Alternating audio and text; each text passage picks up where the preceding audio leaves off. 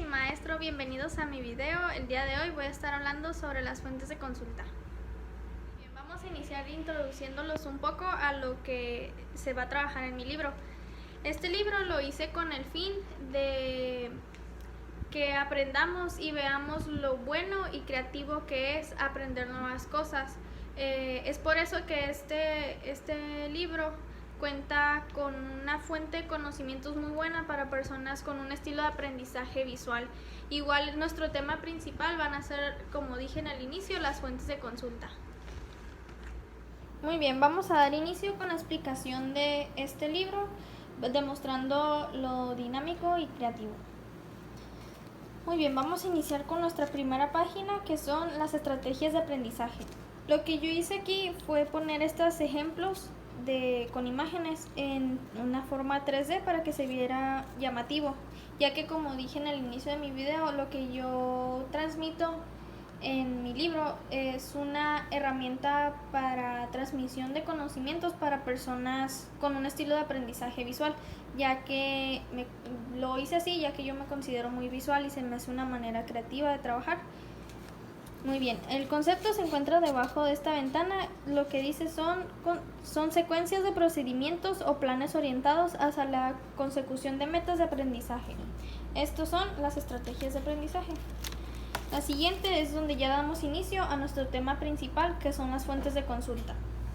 Muy bien, lo que yo hice aquí, hice este pequeño buzón en el cual van a estar puntos importantes de información sobre las fuentes de consulta. Y aquí tenemos nuestro concepto, que son recursos que suministran información o conocimiento sobre algún tema determinado.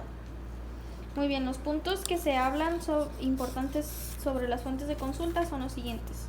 Es un objeto de estudio en disciplinas como la biblioteconomía y la metodología de la investigación. Pueden ser utilizadas por investigadores, profesionales de la información y por el público en general. Surgieron a partir de la necesidad del hombre por registrar ideologías, conceptos y sucesos. Son indispensables como herramienta de trabajo y en los procesos educativos. Y por último, gracias a la llegada de los recursos tecnológicos se cuenta con bibliotecas digitales. Muy bien, pasamos a nuestra siguiente página. Aquí ya comenzamos con los tipos de fuentes de consultas. La primera son las primarias. Estas contienen la información única y original sobre cualquier tipo de investigación o ya sea algún libro. Aquí lo que muestro son los ejemplos de las fuentes primarias. Lo que quise hacer aquí fue un laberinto.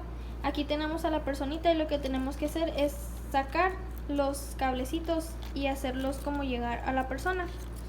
Aquí los ejemplos que se muestran como fuentes primarias son las cartas, los periódicos, el arte, las tesis y algunas investigaciones, como en este ejemplo muestra como si hubiera sido un apunte sobre la construcción del Coliseo romano. Muy bien, la siguiente son las secundarias. Estas surgen cuando alguna fuente primaria sufre alguna modificación o alguna reorganización de algún tema con un fin específico. Los ejemplos de fuentes secundarias son las bibliografías, las biografías y los libros de lecturas. Las terciarias son recopilaciones de datos primarios y de fuentes secundarias. Estas no son muy trabajadas y también tienen el riesgo de estar un poco desactualizadas. Los ejemplos de las fuentes terciarias son los instructivos o algunos libros que ya no tienen alguna actualización por alguna editorial. Muy bien, pasamos al siguiente tema, que son la clasificación según su utilización en la investigación. La primera parte de estos son los artículos publicados en línea y en forma impresa. Lo creativo aquí es de que estas puertitas las abres y contienen los puntos importantes de información. El primer punto dice: en ellos se documentan los resultados y hallazgos de sus investigaciones. La segunda puerta: los artículos cubren temas importantes y tienen la característica de no ser extensos. Y nuestra tercera puerta: son publicados de forma periódica por los investigadores y académicos. Y pues aquí podemos mostrar un ejemplo de una imagen de un periódico. Muy bien, los libros publicados en línea y en forma impresa. Lo creativo aquí es de que puse un ejemplo de cada uno y estas se abren de forma 3D y contienen el punto importante dentro. El primer ejemplo son una editorial. Lo que dice las editoriales son fuentes de consultas que aportan opiniones objetivas de un periódico o revista sobre temas específicos y de actualidad o relevancia. Y se regresa a su punto. El siguiente son los artículos periodísticos, son escritos por un trabajador de la empresa, el cual debe ser especialista en el área y se basan en entrevistas directas e investigaciones. Y aquí vemos el ejemplo en imagen.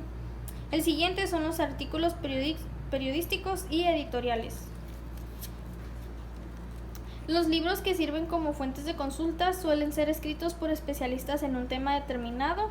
La información no es tan reciente como las publicadas en un artículo, pero generalmente es mucho más amplia.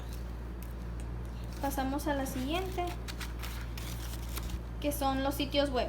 Aquí lo que quise demostrar es el ejemplo de los sitios web en una computadora, simulando que esta es la pantalla. Estas son las fuentes de consultas que son realizadas y estructuradas por agencias gubernamentales, organizaciones y empresas. Estas suelen ser muy variadas y comprenden libros, artículos, datos breves. De igual forma, las bibliotecas, archivos y museos digitalizan información de interés como documentos, imágenes, audios, videos y los colocan en sus sitios web. Los ejemplos que podemos encontrar aquí son los sitios web gubernamentales con los que contamos. Por ejemplo, en la página web del gobierno en la cual consultamos nuestro CURP y todo ese tipo de páginas. Los siguientes son su clasificación según su naturaleza física. La primera son las fuentes documentales. Aquí lo creativo que quise hacer es simulando una nube con una tormenta que muestra los ejemplos de las fuentes documentales.